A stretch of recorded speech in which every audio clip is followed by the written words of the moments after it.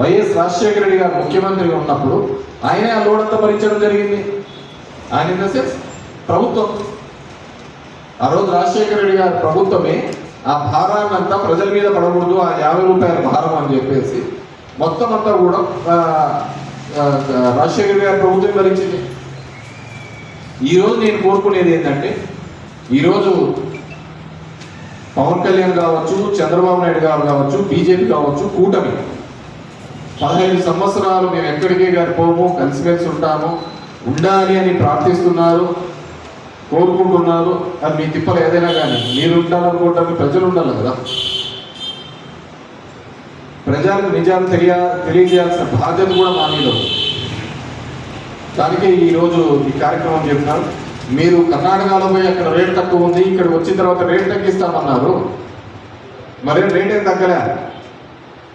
నేను యుద్ధం గురించి మాట్లాడటంలే, యుద్ధం వచ్చింది దాని తర్వాత పెరిగిందని కాదు చెప్పేది. ఇది మీ ప్రభుత్వాల్లో జరిగినప్పుడు మీరు ఏం చేస్తున్నారు? మొత్తం నిందలంతా వైఎస్ఆర్ కాంగ్రెస్ మీద విన్నారు కదా. కేంద్రం పెంచిన దానిల మీద కూడా ఎంత దరిద్రం అంటే, అమరావతి కోసం 1% ₹1 సెస్ కూడా పెంచినారు మీరు. అమరావతి అభివృద్ధిలో భాగంగా పెట్రోల్ మీద, డీజిల్ మీద, దీళ్ళ మీద ₹1 ఎక్స్ట్రా కూడా పెంచినారు మీరు. కానీ మేము చెప్పలేకపోయినాం. అదే కదా మాకు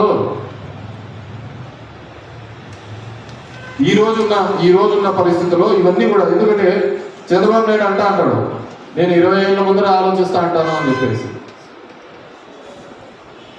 2 రోజుల ముందర ఆలోచించలేకపోయినావు, యుద్ధం వస్తుందని చెప్పేసి. నరేంద్ర మోడీ ఇజ్రాయెల్ పోయి ఇచ్చినాడు, 2వ రోజే ఇక్కడ పడా. ఆడికి పోయి Israel is father land, India is mother land అంటారు. ఇక్కడికి వచ్చి మామీ వేసి జనాలకు సమాధానం చెప్పుకోవాలి కదా. రోజు ఒకరి మీద, మతం మీద, ఇంకోటి మీద రాగద్వేషాలు పెంచుకుంటూ పోవడం కాదు కదా.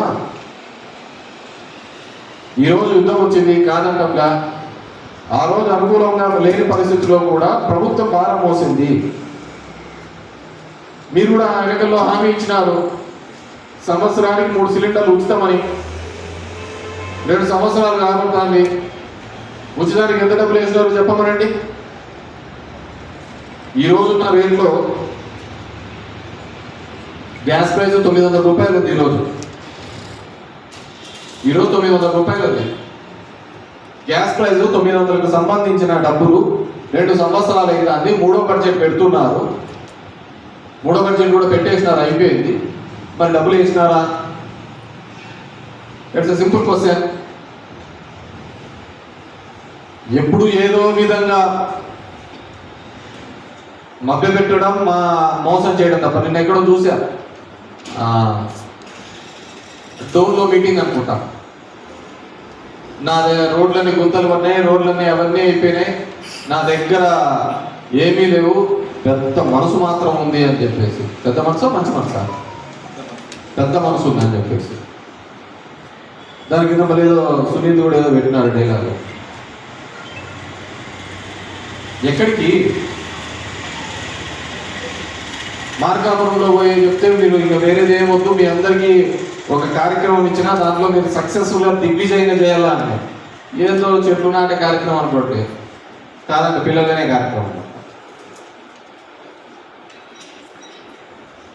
ఉన్న ఒకరిద్దరిని చూసుకోవడానికే వాళ్ళు ఆర్థికంగా చిరిగిపోయి ఇబ్బంది పడుతున్నారు. నేను చాలా ఫ్యామిలీస్లో చూశాను. నాకంటే డోర్ టు డోర్ అనుకున్నోడు ఎవరు ఉంటారు.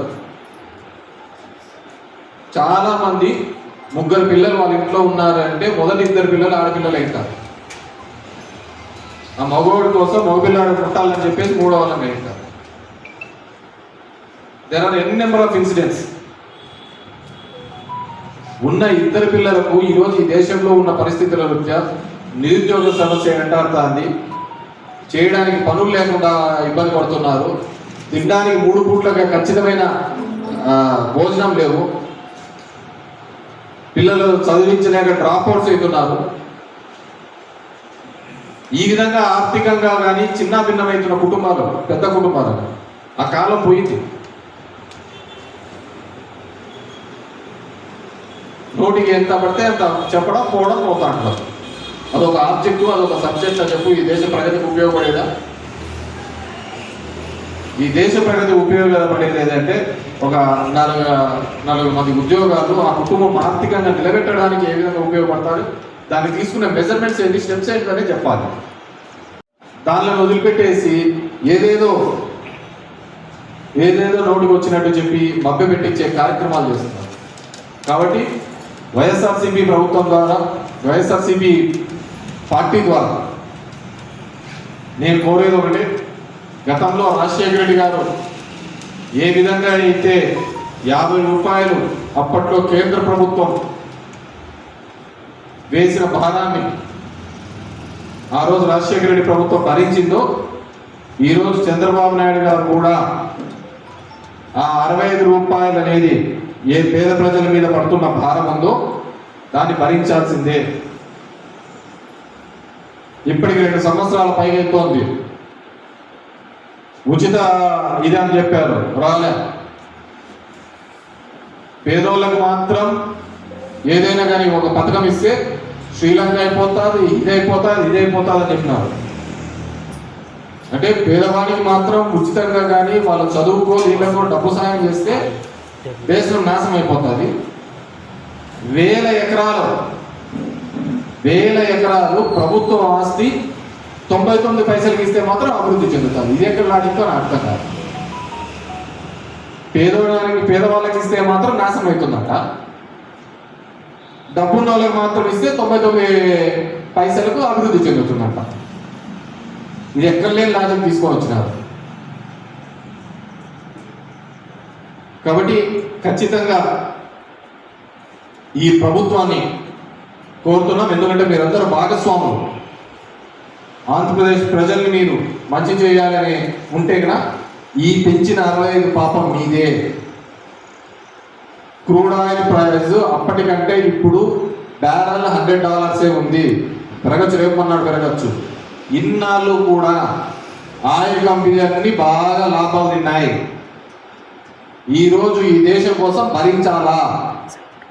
ప్రజల నెత్తిన ఎటువంటి భారం పడకూడదు, భరించాలి. ఎవరి కోసం భరించారు? లక్షల కోట్లు ఉన్నారు. రైతులకు చూస్తుంటే ఈరోజు చూసాం, యూనియన్ బ్యాంక్లోనే ఏదంటున్నాం, రెన్యువల్ చేసుకోవాలంటే మొత్తం కట్టాలని రైతులు సతాయిస్తున్నారు. అదే పెద్ద వాళ్ళకి ఆ విధంగా చేస్తున్నారా? దగ్గర 16 లక్షలు 20 లక్షల కోట్లు అలాగే ఎంపీ అని చెప్పి మాఫీ చేస్తున్నారు. అదే రైతు చేయాలంటే ఇబ్బంది పడుతున్నారు. కాబట్టి వైఎస్ఆర్సీపీ నుంచి ఒకటే డిమాండ్ చేస్తున్నాం, ఖచ్చితంగా పెరిగిన 65 రూపాయలు కూడా మీరే భరించాలి.